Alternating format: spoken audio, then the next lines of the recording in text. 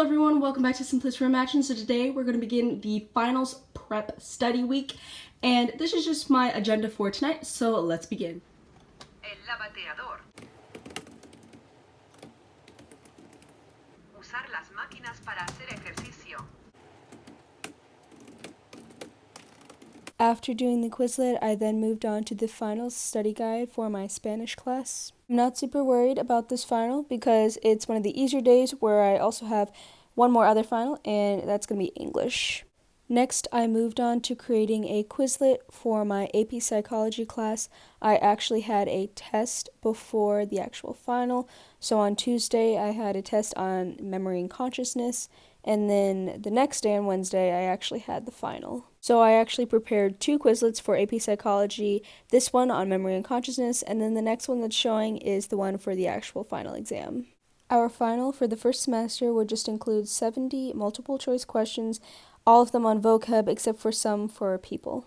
Next, I'm just doing my geometry final study guide. I didn't really try on this because I did get the ability to exempt if you have over a 90% in that class, so I did that.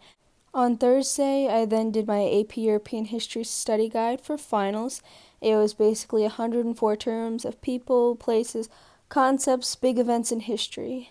I also used old study guides, handouts, worksheets, etc. to just fill this out. I also got the chance to look at older tests and just see what kind of questions there were and how they were formatted. Obviously, no answers were shown on those tests, but we were allowed to keep our Scantrons, so if we just so happen to have that, then we could just compare answers.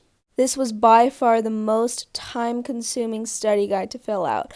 I was required to have one study guide per class, except for two classes, which was a relief. So yeah, most of the bulky work was just trying to find the paper that corresponded with the term. And lastly, on Friday, I worked on Taming the Shrew outline. Basically, I did a whole summary based on Spark Notes, and I just went through each act and scene and even the induction, just wrote down some simple notes. I tried to summarize it the best I could.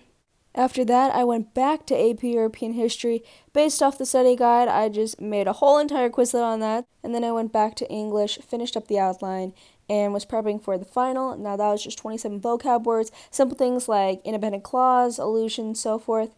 The second part of the final was that everyone was given a passage specifically from Taming the Shrew. We had to annotate with 5 different literary devices such as allusion, repetition. This annotating led to just a mini essay, 2 to 3 paragraphs, explaining why Shakespeare used those different literary devices and how it developed the story. Anyways, thank you for watching this video, and remember, your grades do not define you.